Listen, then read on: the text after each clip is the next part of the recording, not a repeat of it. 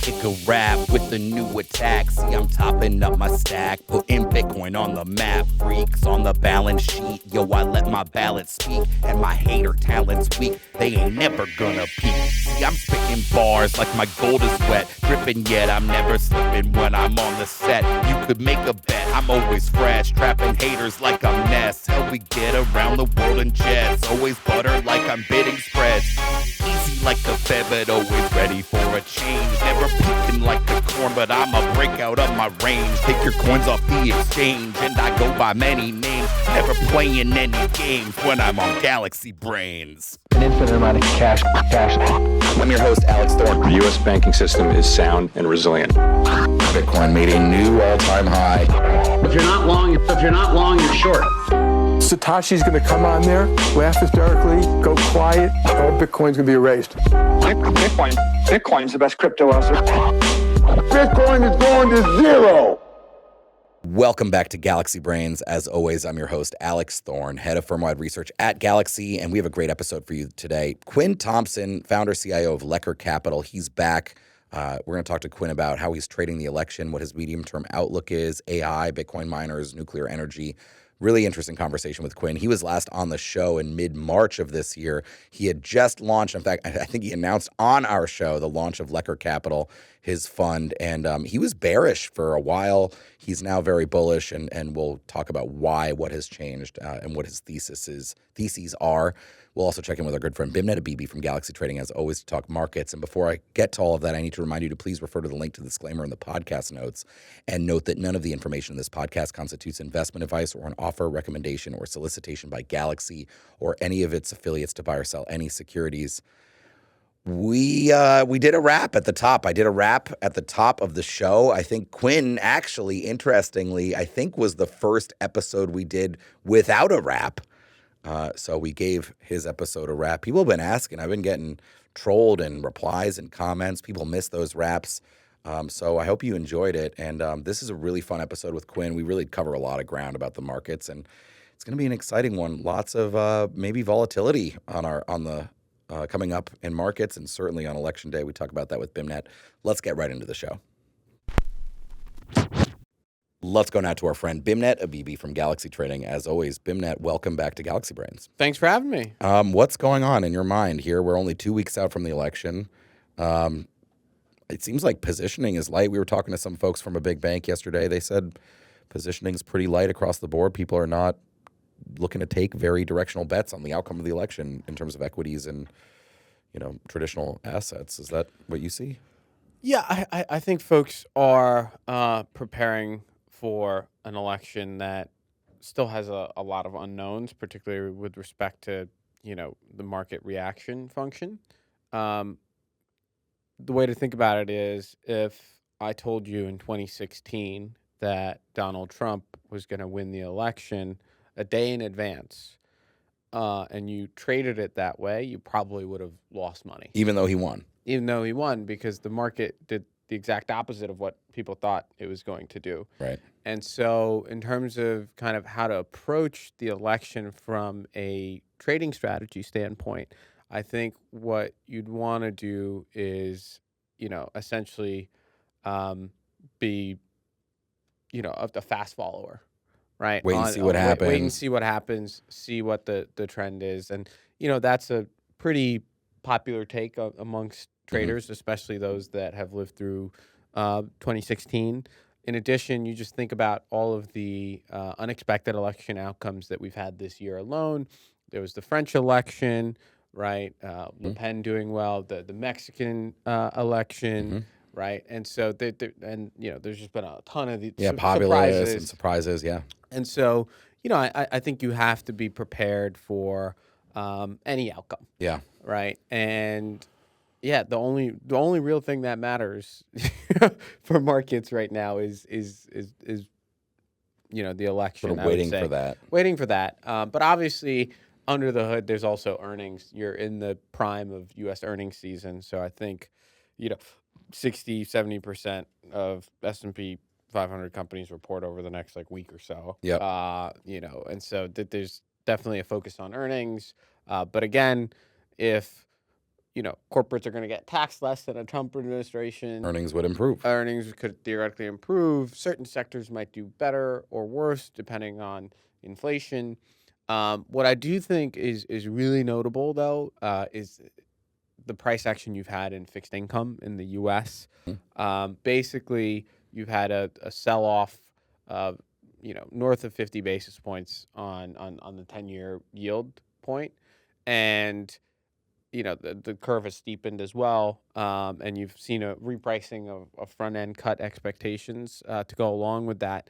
And I think that is symptomatic of, one, a U.S. economy that's still doing okay, labor market that's still pretty tight, and the realization that the fiscal spending in a Trump outcome is going to be very high, or the deficits are going to be relatively high, and that the policies that Trump is going to pursue at their face are inflationary. And so, if you're talking about a Fed that is still focused on the inflation side of its mandate, because by law it has to be, Right. then you're probably looking at an administration that's going to push inflation a bit higher. And so how could you be cutting in that type of environment, which kind of puts the Fed in between a rock and a hard place, right? Yeah. Because what's happened is, because interest rates have been so high for so long, the interest expenses for the U.S. have dramatically shot up. And so, every year you're paying, I believe now, like over $1 trillion a year in interest. And so, that's not sustainable. And so the Fed wants to cut rates because of how large the deficits are in the U.S. But if they're really focused on the inflation side of things, they can't. And so, and technically, their statutory mandate doesn't include protecting against a U.S. debt deficit problem. Yeah, technically, well, market unemployment, stability, inflation, and all that, but it's really, they're stuck between a rock and a hard place. So they got a political administration in either case that is likely to be inflationary, whether it's from sending more money, more benefits, more social programs, or if it's tariffs that and cutting taxes, which lower income and also increase the cost of goods and services because of the tariffs, then that they have to react to. It's like a political, and they don't want to be in that political situation. Yeah, kind of makes them like a balancing function against the federal government, which is not really where they want to be. Yeah, and I mean, eventually you're going to get to the point where, the Fed will have to do some form of yield curve control in the U.S. It's already, the way I think about it is there's already kind of synthetic yield curve control happening in the U.S. It's not,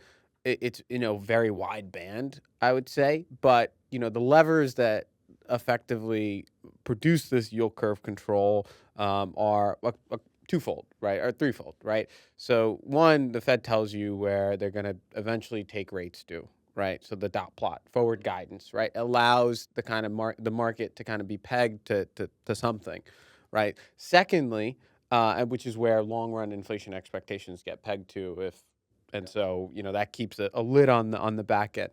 Second way they can control it is by direct balance sheet involvement, right? So purchases and sales of securities in their balance sheet portfolio. The third way is adjusting the issuance. This is more treasury, right? Issuing more T-bills rather than notes and bonds, right? And so they can adjust the curve by that. And Yellen did a great job of basically stopping the 10-year from going, north of 5%, like let's say a year ago, issuing fewer, issuing relatively less back end fixed income than the market was expecting. And so, in theory, that's how the U.S. kind of keeps the yield curve in a relatively managed spot. Now, if you get to a scenario where, basically you realize inflation's here to last, it's sticky, etc., then interest rates are going to stay high. Then the interest expense becomes, abundantly burdensome, and then it feeds on itself. And so you could reach a point where you kind of have, back-end expectations kind of becoming more unhinged, right? essentially the back end of the U.S. curve represents the Fed's credibility, their credibility to get inflation down, the U.S. government's credibility in terms of being able to repay that debt, et cetera. And so if they start to lose some of that credibility, you'll see the back end go, and that will, that'll be a big red flag. Be a big red flag. Yeah. Now, the flip side to that argument is if you look at all the debt the U.S. has in comparison to all the wealth that the U.S. has, it's still like a reasonable amount of debt, right? It's you could tax people and pay that off. Theoretically, but, yeah. In theory. Yeah. In theory. But good luck trying. Yeah. You only have populists trying to run. Like, right. It's just... even among the Democratic establishment, Biden was one of the more populist figures historically, for decades. Do you think that what would take Bitcoin out of this range to pivot here a little bit? We're still even now we're looking at 65, high 65s. We've been in the 60s. We hit 69 at the beginning of the week. It's still sort of in that big descending channel of the last 6 months. I'm very confident, fairly confident that a Trump victory is a very positive crypto catalyst. From the deregulation to the lack of selling, banks will hold it on their balance sheet.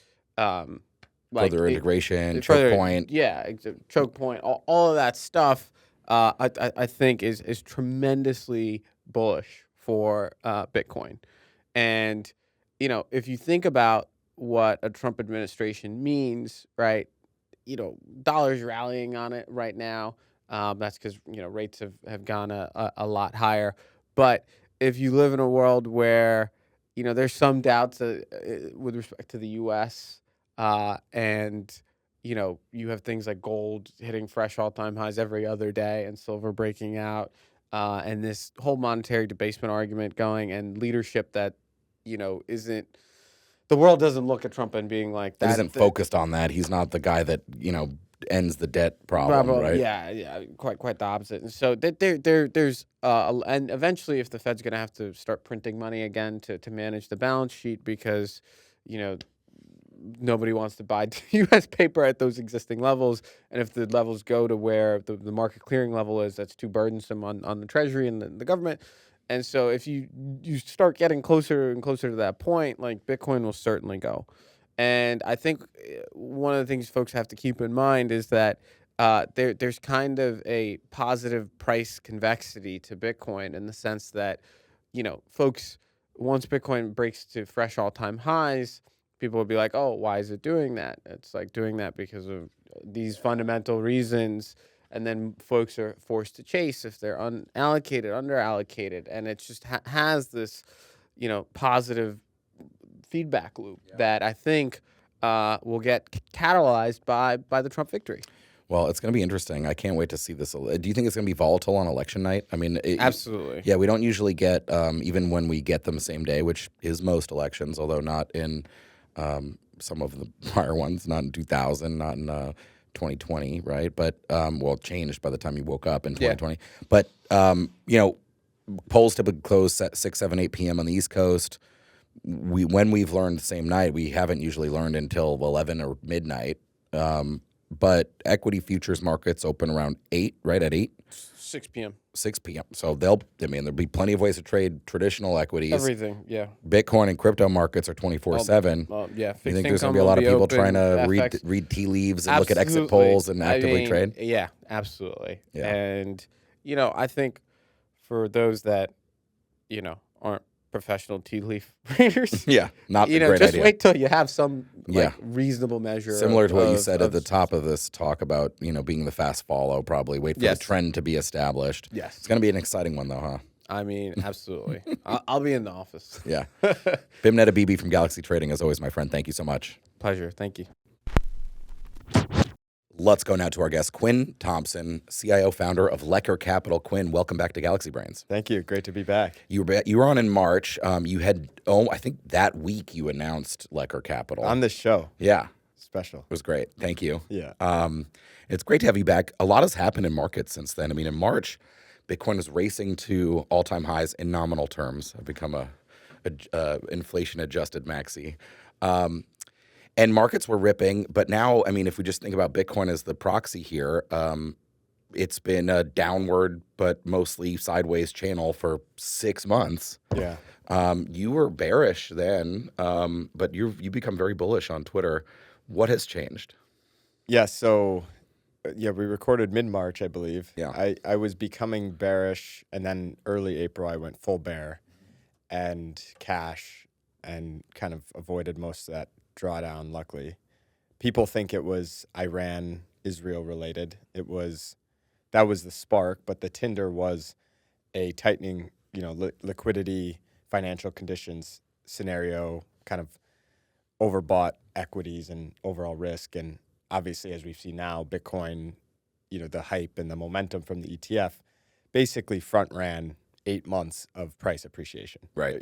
We had an amazing sprint from October to January, and then that last push when the flows actually materialized into March. And that was, just kind of peak. And then we obviously had meme coin mania kickoff, et cetera. So I think that's the backdrop for this long period of chop. Going into the summer, it's been this stop-start environment, very frustrating for most traders, particularly most traders in crypto or momentum. I was talking with Ram last night about the difference between some people's natural tendencies to be a mean reversion trader versus momentum trader. Crypto, just because of the asset class and its nature of historical price movements, many people are momentum. And it's been a mean reversion environment. So I think, you can point to the main thing over the summer to me is, going into June, we've had, let's say May 1st was an FOMC where we bottomed at 57 and we kind of went back up to range highs again from there into late May on the back of that surprise ETH ETF. There was the SAB, some of this positive regulatory things in May. And then in June, basically June FOMC, right around there is when we got batted back down again, which we had a cold CPI print. People were expecting the Fed to be dovish and maybe point to a July cut. They ended up being very hawkish. They were still kind of scarred from their early pivot in December that proved out to still be bumpy on the inflation side. That sent Bitcoin back down. We bottomed after the German selling when they were just having, horrible execution on their sales. Someone needed a political win in Germany. Early July, race back up into we had Gox then too, distributing in early July. Yep, race back up around the time of the Bitcoin conference, Trump's embracing. And then, lo and behold, we have another Fed meeting end of July. And they obviously did not cut, and they kind of softly alluded to September cut. But in hindsight, right, looking at the meeting minutes, some of the governors were actually pushing for a cut. And then in September, they ended up doing 50, which they don't really that soon after talk about mistakes or errors or, what they would have changed. But if you're doing 50 in September, and very rarely historically do you start with 50, it's admitting their mistake. They should have gone 25 in July. So they didn't. That caused some things around the yen carry, weakened dollar, and then we obviously had some kind of hangover effects from those new lows into September. And here we are, Powell at late August, Jackson Hole, extremely dovish, very, definitive in his declaration of we are now entering an easing cycle. September FOMC, very much the same. And, we're staring down the barrel of another cut right after the election and probably one in December and then wait and see. That gets us down closer to 4 on the Fed funds rate and then, kind of see how things, which it's looking like the economy's already improving. So, yeah, I think the macro picture from that point in time is just drastically different.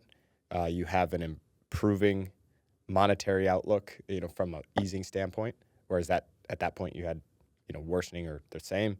And you have an economy that's heating back up.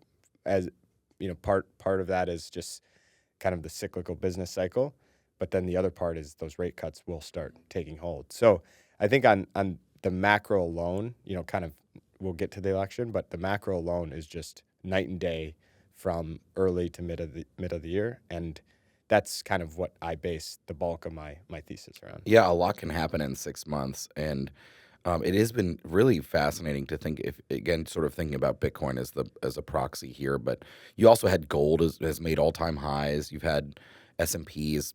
I don't know at the moment we talk, but within 1 or 1.5% from all-time highs.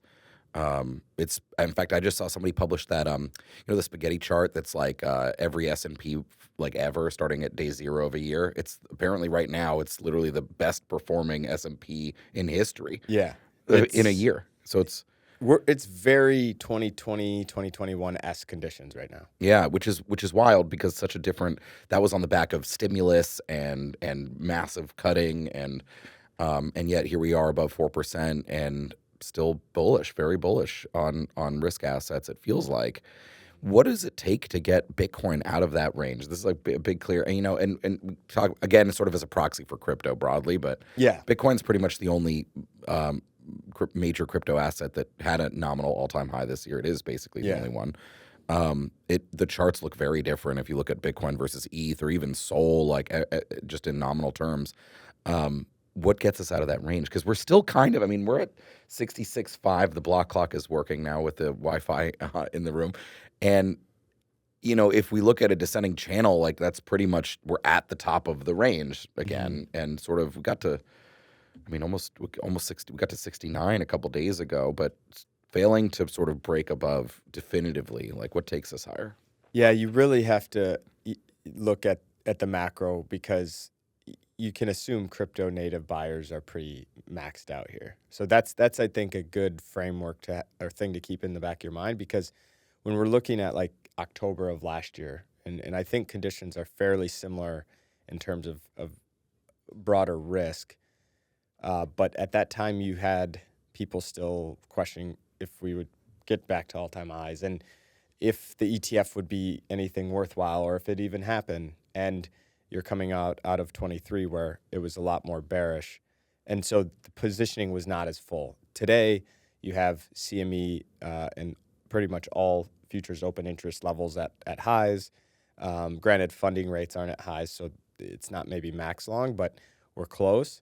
And you have, a lot of Bitcoin ETF inflows in the rear view that are there. So it's less of a non-consensus trade as it was in late 23, but that's just kind of conditions. That doesn't mean we don't break out. I think we do break out for that macro reason. I think it's just, kind of wild. We have this Fed meeting right after the election. And so you're going to, it's a lot in 1 week, right? Especially if there's a Trump victory. Yeah. You're kind of like, I almost don't even know how it plays out because it would be so much good news for the asset class in 1 week. Mm-hmm. But to me, it's the macro that I'm basing the core of my views off. And I think once the Fed goes through with that 25 in November, because, there's been a lot of inflation scares. PJT was on CNBC, Druck was on CNBC, kind of shorting the long bond, long gold, long inflation assets. And inflation is bad for risk when the Fed starts doing something about it. People are worried about inflation now coming back. Granted, it's early. Oil's still at the bottom of the range. There's not quite signs yet of it coming back. It's more speculating that that's what will happen. And so the Fed, the concerns of late as yields have spiked and the dollar has risen and tightened financial conditions is that the Fed's going to roll back their cutting path.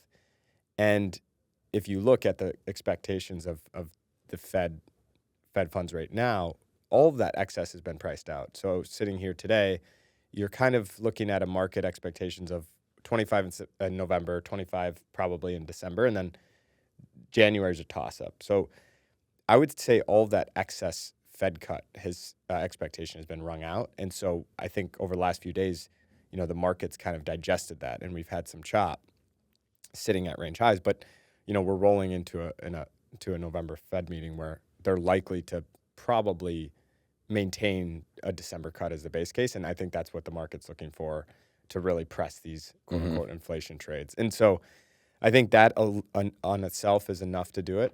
But then obviously if you toss in a Trump win, which is my base case, that should be enough to do Let's it. talk about the election before we get into like the probabilities and why that's bullish or whatever. But I was talking with some some folks at a big bank and big options firm, and both were separately, and they're both telling me that positioning is very light going into the election in general. People aren't really. There's a lot of people in cash, sort of waiting to deploy, which would be supportive. But in my mind, theoretically, no matter who wins, like they eventually got to deploy that cash somewhere. But like a lot of unknowns, and I think Susquehanna said publicly, I saw in an article, they're like head of options, that very light positioning here, people not exactly sure what the trade is or what the trades are. Crypto is one of the clearest, I think, that outperforms in a Trump win. How do you think about, just again, sort of broadly, aside from crypto, like trading the election leading into it?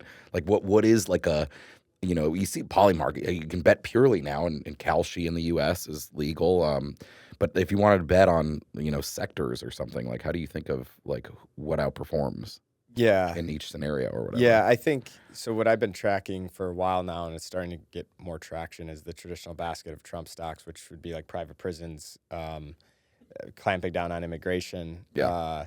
You could look at coal stocks, you can look at energy stocks. Yep. Removing the effect of the commodity underlying. You can look at Fannie Mae and Freddie Mac, those public equities, on the idea that Republicans or red sweep would privatize them. So those are assets to look, and almost all of those, probably all of them actually still to this day, are not yet at year-to-date highs nominally, and not yet at year-to-date highs versus their benchmark. So if it's a small cap like Geo Group or something, or Core Civic, comparing to the benchmark, and they're not yet even where they were in, like, say, July, around that hype. So, it's one of these events where you can price in the favorite to some degree but it's such a unknown that there will still be some movement after the fact, and we will never reach very close to full pricing because there's so many, the weather on voting day matter. Like, there's just so many things for turnout and all these unknowns. So for me, I think this is coming out more with like these CNBC big hedge fund interviews, is people are just positioning for a probably pretty similar macro environment under each president. And ultimately, you get these 1 to 2 month moves after on momentum and narrative hype that, one might be good for energy and bad for banks or something. Democrats known high regulation in financial services. Trump's known as cut the red tape, and regional banks go flying. So there's these trades like that, but it just depends on your time horizon. I play some of these, and there's some interesting things you can do around them, I think, and maybe fading when they get to extremes, because it always takes way more to materialize. But the election itself will be interesting because, for me, I'm not like a day trader, so the night of the election, like, how many false starts are you like? It's going to be so funny to watch. I don't plan on. I plan on being in position and structuring the portfolio in a way that I'm kind of fine regardless. Yeah. And then, around the edges when you get the decision, you expect some follow through on the move, and you want to maybe make your final touches. But trying to trade that evening, like, if whichever news channel you're going to be watching is going to have a different declaration of victor, and we know how last time went to bed and woke up and it was reversed. Like, yeah, it's too volatile and unknown. Like, there's no edge because you're sitting there and you're like, oh, NBC said that Kamala's in the lead. Oh, Fox said Donald's in the lead. Like, and you're just kind of trading the chart with no real edge. Do you think like that's going to be volatile that night? I think you're right. Smart managers probably aren't trying to like day trade like each news report on November 5th, but the polls, I think they mostly start to close on the East Coast in the U.S. around 7, some maybe even at 6, but we really don't start to get, I think, even when it's been called definitively the night of, it's not until 10 or 11, even later sometimes. And sometimes all through the night, right? Yeah. But so you get equity futures and stuff open at like 8 p.m., right? And obviously Bitcoin and crypto is always open. I'm expecting a pretty volatile evening, I think, as people, like I said, most smart people probably won't be actively trading it, but people always try to pull forward and look for an edge when they find one. Do you think it'll be volatile that night? Yeah, definitely. Because, again, it's like the smart traders will probably be playing mean reversion that night. Playing, if someone gets out to an early lead, bringing, betting the other way, fading that, kind of going back and forth that way. But to be honest, so if you look back at last 5 or 10 elections, some of them have gone, like 2000, obviously, Gore and Bush went into like days and weeks. Litigation. Yeah. 2008 and 2012, Obama's 2 wins were called pre-midnight. Mhm. I think those are the best comps. I think it gets called pre-midnight. It's funny, both sides now yell at the other about not accepting the results, and you have just this like, I know. that's the state we're in. But my base case is it's a surprise, and I've held this view for quite a while. Politics is a topic most people don't like to go to, but I welcome touchy subjects on Twitter. So I've been kind of outspoken that I believe, I'm less making an assessment that I think one or the other is, outstanding in regard, either regard. But I just, from the, party registration data, the mail-in voting registration, the polling, the different on-the-ground momentum and indicators you can track, I think. Yeah. That's where And you've also said on Twitter something that I've tried that I think is also true, and I've put out too, that basically from a crypto policy standpoint, either is probably better than the status quo. Yes. That's sort of my view. What makes you think that? When we, beginning of this year, you and I did this podcast with Ram around the ETF, and the question was, is it a buy the rumor, sell the news, sell the rumor, buy the news? What would that launch be? And ETF was classic because it was a sell the rumor, buy the rumor, sell the news briefly. Yeah. It took about a month and a half before the inflows really started materializing, and then of course it was you wanted to own it, not have sold it. Yeah, so we did that on like January 3rd, so it was like 10 days or whatever before. Right. And my point around that was, it depends where your price is going in. If it was buy if we're at 40 and sell at 50, kind of this range going in. But the one thing that informed that, you have this vol event sitting out here on the horizon, and that event could be drastically positive. On the day of launch and the weeks following, we could have had 10, 20 billion inflows, or we could have had 0, but we weren't going to have negative outside of the grayscale short one-time, liquidation event. So just structurally over a medium term, that makes that event positive. And now the question is how much of the pricing occurred prior. And obviously a lot occurred prior. We dipped 20%, and then the flows materialized and we went up. So I think going into the election, it's a similar state, some differences, but you have Trump, which is drastically better than status quo. And then you have Harris, who seems to be taking many cues from Mark Cuban, who touts himself as pro-crypto. And just, she's picking up on voter preference and trying to, I believe, who knows, like, what she's actually going to do and if she believes in it. But it's true that there's less power given to the Warren camp under her. Like, they are not that good of friends. Like, things like this that imply, and you can, I think, rightly assume it's not as bad. So, like, it's either status quo or maybe slightly better, or it's way better. Yeah. And so, you have this very positive macro event or macro horizon, and you factor that in where I think the left tails are removed from people's biggest fears. Yeah. And so if people are hedged or sitting in cash going in, and once that event risk clears, you have then people who need to put on exposure. And so, I think a lot of people in crypto point to the nuance around, Bitcoin is fine under either, but alts. Mm-hmm. And frankly, I think that misses the bigger picture and ignores why alts have been so lackluster thus far, the whole cycle. And even if Trump wins, to me, that's a valuation problem across the board, right? Like ETH itself, $250 billion asset. It's the same size as Morgan Stanley and Goldman Sachs combined market cap. So you go and try to pitch that to anybody who's an ETF buyer, and good luck, right? Go to that same buyer and say, hey, Bitcoin, 1/15th, 1/20th the size of gold's market cap, but superior in all functionality and characteristics. Just it's got a big discount because it's less mature and more nascent. But if you believe in the structural reasons to buy gold, Bitcoin's right behind it. Okay, I'll put 1, 5, 10% in there. And so there's this dichotomy of and separation. It's the same thing. Look at the gold chart, do the spaghetti chart of gold, and then every other metal, palladium, platinum, silver, or other commodities, and they're all different. And so I think that's people whistling by the graveyard a little bit and what the ETH ETF is telling us about the rest of the alt complex. And so that's why I'm of the view that regardless, I still kind of maintain this Bitcoin dominant perspective.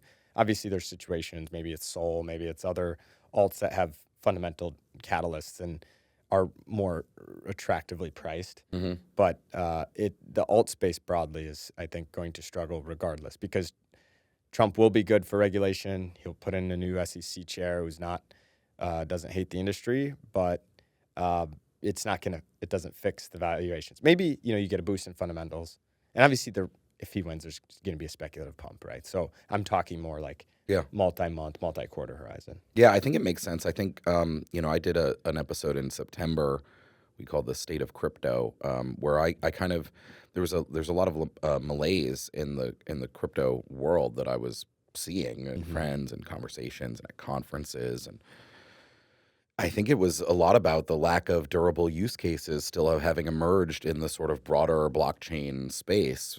DeFi very widely used in crypto, like I think has product market fit in crypto. There's no, portfolio manager at a mutual fund company or financial advisor that's like putting assets into DeFi, right? And in many cases, they may be prohibited from doing so. There is some movement of traditional issuers trying to capitalize on DeFi wealth by putting some instruments, mostly like treasuries and tokenized fixed income products, on chain. But that's really just picking up business from the DeFi wealth, right? And that's probably the most durable, proven product market fit in crypto is DeFi, and basically no one in TradFi uses it. Yeah. And then more broadly, I mean, NFTs and gaming. There is that cool new game, Off the Grid, the Avalanche sort of based, and it has NFTs, and it really looks really good. I haven't played it yet, but like that stuff hasn't really materialized, and that's part of contributing to why you have, right? The other area of hype other than Bitcoin has been meme coins. And which, I just are just not durable as like a asset class in my view. I mean, I think it's a fairly safe statement. I don't know. Right. And then the other narratives in crypto have all been infrastructure related that have been big narratives this year, right? It's modularity and data availability and restaking. None of that's actually like a use case. That's like we're still building the plumbing. And so something needs to give there, I think, for true big interest to happen, right? For ETH to get to all-time highs in 2021, like you had Jimmy Fallon like holding up a bored ape on national television. Right. We're not close to that. No. Yeah. No, I mean, people got burned, outsiders got burned, and it's, I compare it kind of to like, why is NASDAQ, trumping Cathie Wood ARK stocks? It's the same thing. Why is gold outperforming silver? Why is Bitcoin outperforming alts, and ETH is the barometer for alts? It's part to do with the macro environment. I can point to structural reasons, higher interest rates, yet still a healthy economy. So, the thesis, I think, is better for these larger cap assets. But when you boil it down, I mean, is it surprising when you say, you look at crypto activity and transactions, volumes, revenues for certain protocols, it's dramatically dominated by meme coins and speculation. And I'm always kind of the camp. I like to look at what is, and I don't get tribal or oh my God, that's so bad, or oh my God, that's so good. I just kind of evaluate things for what they are. And there's reasons like people come to crypto natives speculate, they want to generate outsized returns, and for years they've been quote unquote getting dumped on by high FTV VC coins, let's call it, and they still want that speculative gambling fix, and so they're just going to a more pure casino type environment with the meme coins. But that has real ramifications for the rest of the industry. One, attention, capital flows, let's say talent, look at someone like Murad, who probably in the past would have been building some, innovative piece of tech, and now he's, talking about meme coins. It just is what it is. Like, I'm not prescribing if it's good or bad, but so you have to look at that and say, what does that mean for the rest of the ecosystem? And I think that is, attributing to, okay, if you're an outsider, like, can you rest your thesis on like meme coins, like you say, being sustainable, being Right. durable? Like even Polymarket, that's, everyone's pointing that as crypto's best thing. Like app this year. And yeah, let's talk about it on November 6th. Yeah, that's a great point. Because that's like, there's plenty of examples. Like you will forget about Polymarket by December. So again, great, cool, but how durable is it? And you're getting some gaming, and stable coins have been that thing, and they continue to be that thing by far. But there's no margin to be made there. There's very little business. We already have the dominant players, and so that it's a tough thing for crypto natives to speculate on. So I think that broader environment continues to despite, even if Trump wins, I think not a whole lot is changing in that regard. Yeah, I think you definitely get regulatory easing, and that's helpful. Yeah. But I think it's reasonable. It sounds like part of your argument here is that it was not regulatory attacks that have caused broader crypto to underperform. Yeah, absolutely. I mean, look at these tokens, and you have one of the commonly touted theses is when Trump wins, it's going to be great for DeFi. All right, that's a fine case, but let's look at the DeFi ecosystem and valuations and compare those to like other things you can buy, and we can turn on the fee switches. Well, most of the assets are probably already priced for best case turn on the fee switch scenario. And when you do that, one of the things, and it was 99 or 2000 when I think it was Yahoo or Amazon when they reported earnings, and they reported positive cash flow or positive earnings for the first time, and it was right around the peak of the .com bubble, because it was like for so long you could be like, it's a joke in crypto too, right? Don't produce revenues because then you get valued off something. It's it's a Silicon Valley quote from Russ Hanneman. Yeah, that comes from a legitimate place. Yeah, and so I think you're seeing that a little bit, because in crypto right now the stigma is don't become an asset that people talk about in earnings multiples or yield, or because that's bad for your valuation. Well, unfortunately, that's how just all assets ever in the history kind of are discussed. And over time, this is a multi-year, like this Bitcoin dominance thing is a multi-year phenomenon that I think plays out. So you're going to have these 1 or 2 month cases where people want to speculate. Probably if Trump wins, you'd get that. And so, depending your time horizon, you might want to play that. But over the broader, outlook, it's not that great. If we look at Bitcoin dominance, it's almost at 60%, which is, I mean, if this is a bull market, then that's unprecedented. Mm-hmm. I really don't think it is a crypto bull market. It's been a decent. I mean, obviously, if we go by like a 20% move up, then it's a bull market technically. But thinking in crypto terms, I posted that graphic that was Bitcoin adjusted for CPI, $20. I have this view that I think people. I mean, it depends. Who you are, what you do for a living, what you focus on. But I think the average person kind of, it's very hard for the brain to comprehend inflation, right? Especially if you're in America where like we haven't had serious inflation until now since the 70s. Yes. So you're not accustomed to your unit of account having fluctuated a lot. But really, since 2020, just by CPI, and that probably undercounts it, the dollar lost 14 or 15% of its value. Across all, I mean, more in other, depending on what you're buying with it. It's probably more like 20 or 30, I think. And Bitcoin is the only one that's really interesting where it made nominal new all-time highs, but in a real adjusted, it did not. We can look at ETH or other alts or crypto market cap. It didn't. They didn't make nominal all-time highs anyway, so it's just lower than you thought. But that Bitcoin dominance or the ETH BTC ratio, which I also look, which is Bitcoin dominance sort of at multi-year highs, ETH BTC ratio at multi-year lows. You don't think that reverses in the case of a Trump win, or maybe only short term and then it reverts? I would have to imagine there's a short term move, but durably, man, that current whatever we're at 0.038 or something on ETH BTC, Yeah. that's a levee ready to break. I mean, I think we're going down 0.035, 0.033. The other thing to keep in mind is how these things happen usually when we do break range highs, right? Because that's the game on switch for I was saying this explaining to someone. They're like, okay, Quinn, you giving me this bullish macro thesis, and it's so good, and you're resting your case on the macro being good and new buyers coming into the Bitcoin ETF or traditional non-crypto buyers. Yep. And they're like, so why haven't they come in already if the macro is so good? I'm like, well, because smart money doesn't lever up at range highs.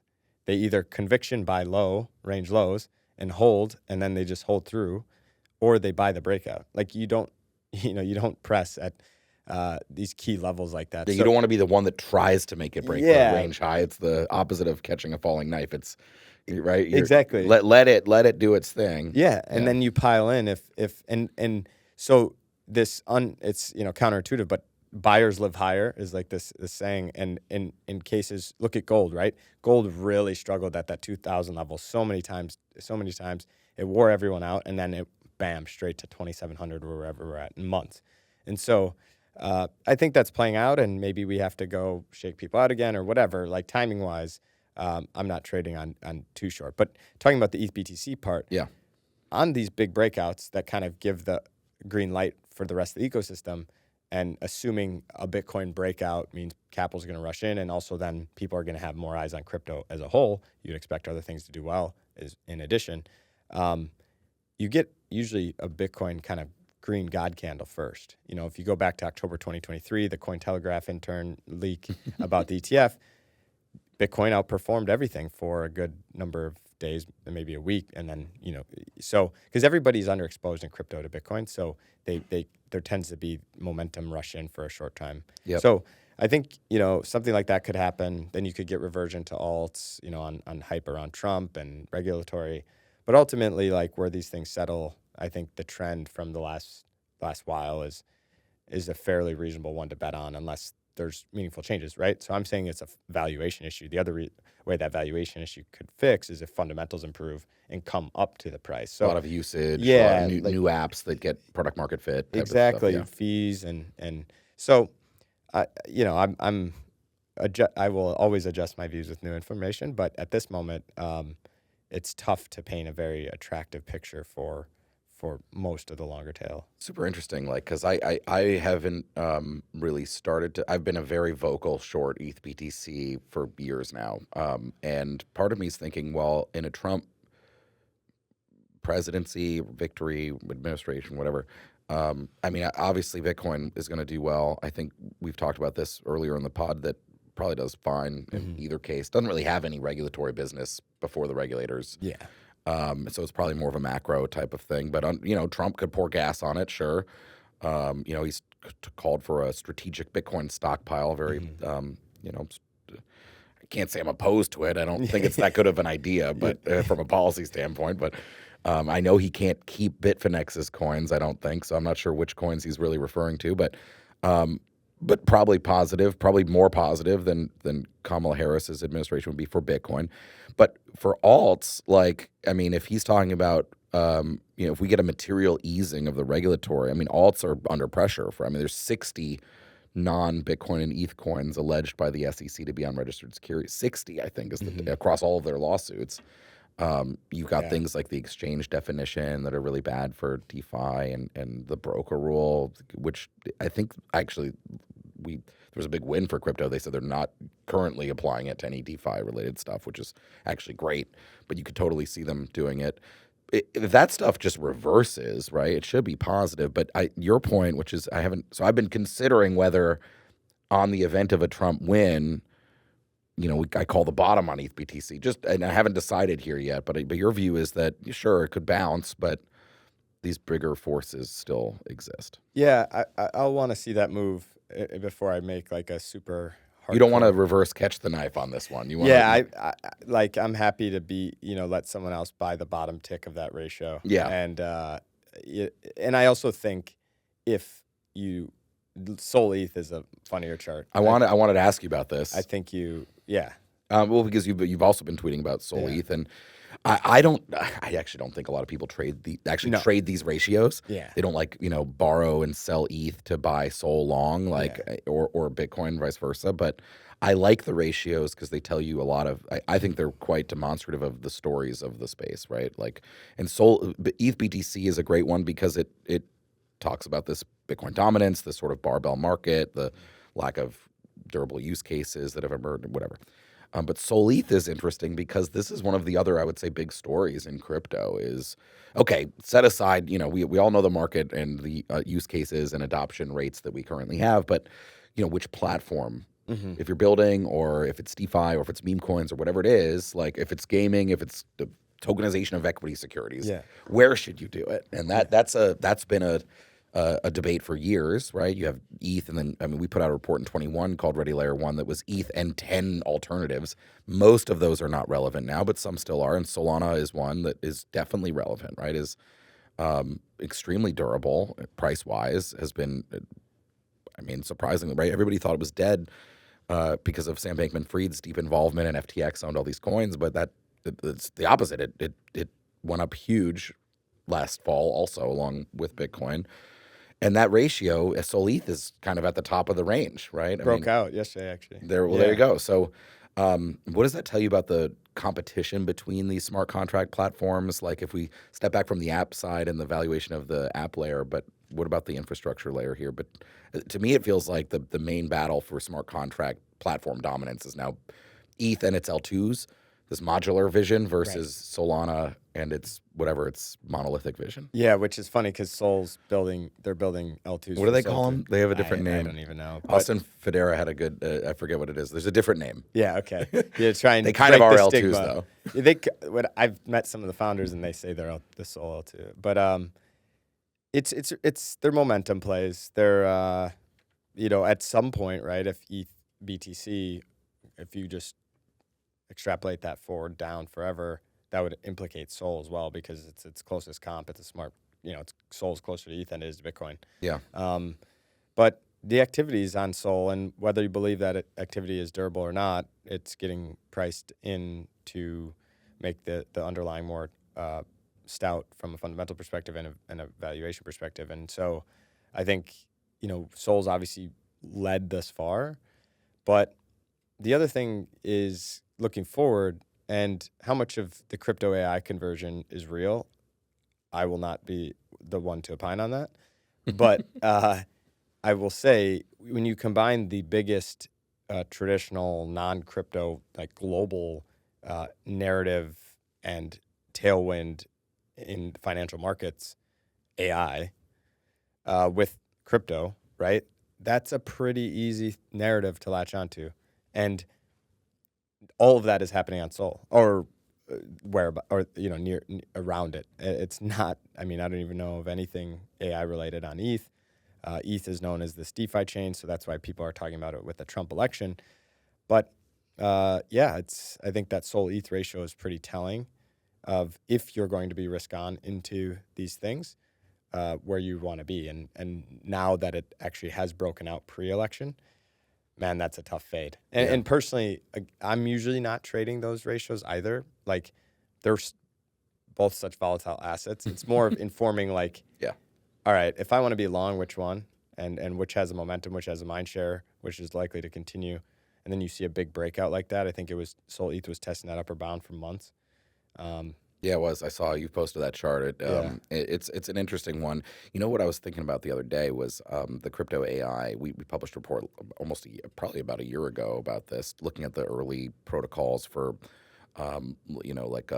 sharing compute and whatnot, and doing decentralized inference and all that type of stuff, which are interesting. I think that they're early, but it's interesting. And I think at the highest level, there's interest, there's reason for it. Like if you think of AI as supreme abundance, right? Like push a button, generate a painting, right? Like generate 10,000 words. So like you ask ChatGPT, describe Quinn Thompson, it gives me a paragraph, and I can be expand that to 1,000 words, and it will figure out what to say, right? It'll mine all your tweets and whatnot.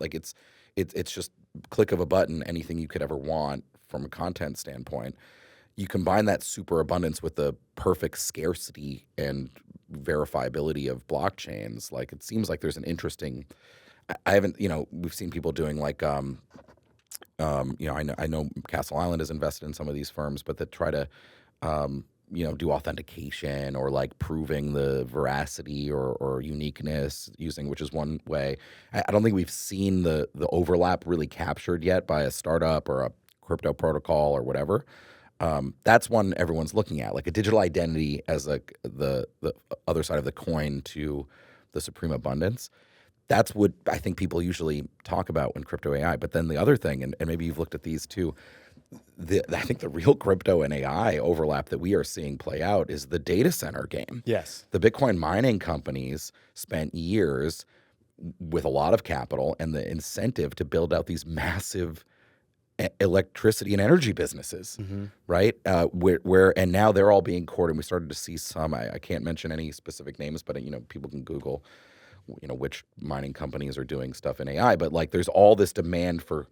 It's not just demand for computation. You can build a warehouse. That's not that hard. A tier one data center, it's expensive, but it's not like, but the real asset is the energy, and Bitcoin miners have it in heaps, right? Like, to me, that's going to be that's going to be successful as an overlap before like a crypto protocol and the inference and stuff. What do you think about that? Yeah, I mean, it's been huge positions for the fund, and I think it's really the best form of Bitcoin beta in the market today. You can think of them as like a, kind of AI semiconductor tracking, valuation, right? If the big, large Mag 7, AI the related, hyperscalers or whatever. as those valuations rise, that puts a floor presumably on these, considering there's multi-year backlog of demand for these data centers. And then on top of that, you have almost like a Bitcoin call option embedded, because it's like a Bitcoin equity with an AI kicker. Yeah, or like a data center kicker. Yeah, so I'm generating contracted cash flows from my HPC side, and if Bitcoin goes to 200, I have all these miners on the other side of the business. So it's a huge. People don't understand that having historically Bitcoin mining has been one of the worst businesses you can ever even endeavor. It's incredibly competitive. It's almost perfectly competitive. Yeah, there's no way to differentiate on the revenue side. You're given what you're given, and the only way to differentiate, it's just like all commodities. Gold miners have lagged gold for ages, right? Bitcoin miners have generally lagged Bitcoin for ages. But now you have this, kind of just fell in the lap of these companies that had the power agreements, because that's like you mentioned, the real kicker here is getting those long-term PPA agreements. Yeah, and the energy infrastructure, the connections to grids, there's regulatory approvals. Yep. Many of them are approved for like enormous amounts more. Yeah. I mean, they are the biggest consumers of energy, of electricity in a lot of these grid jurisdictions. Yeah, and it helps that the players pursuing this are the largest companies in the world, the richest, most cash rich, biggest balance sheet, so they can pay a premium if there's this arms race, which there is. So yeah, I've been very active in that space. I think it's super interesting, and there's been a big dichotomy between the two sides: the Bitcoin miners that are actively pursuing an HPC strategy versus the ones that aren't. That when you have that contracted stability in your business and cash flows, it brings down your cost of capital, allows you to finance at a cheaper level, brings in new investors, good for everybody, and scale. So yeah, that's my favorite quote unquote Bitcoin beta. It's super interesting. They're uniquely positioned. It did kind of fall into their laps. I mean, I think there's only a couple. I mean that really sort of saw there were some Ethereum GPU miners that made this transition explicitly years ago, but they were early, right? And some are big and still here and now really important. It is a really interesting confluence of those trends. Yeah, you just like, I mean, there's no other industry in the world that's been aggressively buying and building data center and electrical infrastructure than the Bitcoin miners. Ethereum, you guys could have had this. You could have been part of this game, but you guys switched to proof of stake. Yeah. Well, the other funny thing is on the regulatory front, we see these just scare tactic type doom and gloom, fear mongering articles about Bitcoin mining's energy consumption, which have all been debunked by you and Nick like 6,000 times. Yeah. And then when it's AI, it's the sexiest new trend, and in reality, I mean that power need is drastically larger. One of the trends we've seen is one of the big Mag 7s is buying a miniature nuclear reactor. I think, what's the nuclear power plant in New York? Something Point, I forget, that they shut down a couple years ago. They're going to restart it now. Yeah, nuclear's. So, and yeah, I was going to say that's right. Nuclear is green. It emits water vapor and nothing else. It's got the highest energy density of any known energy producing commodity. But it had been maligned by the sort of green left for decades. But even I saw the Sierra Club has now basically come out being like, actually, we're pro-nuclear. Like, is that going to be is that a trade, like from a commodity standpoint, or maybe on the equity company side, companies that do nuclear stuff? Or it seems like we need it. We need a lot more electricity. I don't think there's any future where we're, as a species, supremely successful and we have less electricity. Yeah, that's the thing that people don't realize is, and really why we had the struggles in 2022 was an inflation spike largely caused by commodity spike, which is energy. And the reason dating back to, the tech boom since, the 2010s is because we haven't had inflation and the cost of capital is dirt cheap and you can invest for 10, 20-year horizons without producing cash flow in these speculative technologies. And because the cost of capital is so cheap, you don't need to produce cash flow day one. And people are willing to invest in that. So reducing your energy cost, to me, is the utmost factor. I think that's one of the reasons why, personally kind of have a preference towards Trump, infrastructure and energy policy. And I think that's one of the things that anti-fossil fuels people have gotten wrong is you can't flip a switch overnight and turn off your oil and gas consumption. It needs to be gradual. And the nuclear thing always kind of was confusing to people, like why, the environmentalists hated it. It kind of mixed in with obviously fears around different nuclear power plant issues in the past. 3 Mile Island, Chernobyl, Fukushima. And the technology is getting a lot better. So China's actually like leaps and leaps ahead of us because they've been building these for now years and years. They can do it in like a fifth of the cost and time. Wow. Yeah, it's pretty wild. There's also regulatory hurdles, right? The Nuclear Regulatory Commission is like, I'm not an expert in this, but my understanding is it's among the biggest balls of red tape in the world to try to navigate. Yeah, so no, that trade definitely it's run like crazy. Yeah. If you like bought it on the August 5th lows, you'd be sitting pretty. But so I don't know how to get in here. I think a lot of people are locked out of it and looking to buy dips. But no, it's certainly going to be huge. And I think the knock on too is like in the natural gas world. So we're Europe and liquid natural gas, LNG terminals are being built all across Europe. So we'll be exporting more of that to Europe as they kind of reduce their dependency on Russia. Mm-hmm. And, it's been a very abundant source of energy in the U.S. It's a bit cleaner than other forms like coal and things like that. So that's another area I think if people are interested in the thesis behind nuclear and powering these data centers and AI, natural gas is probably not too far behind it. Well, it's been a great conversation, Quinn.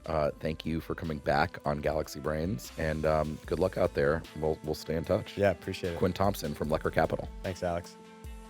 That's it for this week's episode of Galaxy Brains. Thanks to our guest, Quinn Thompson, founder, CIO of Lekker Capital, and our friend Bimnet Abibi from Galaxy Trading, as always. Everybody have a safe and happy weekend, and I will see you next week.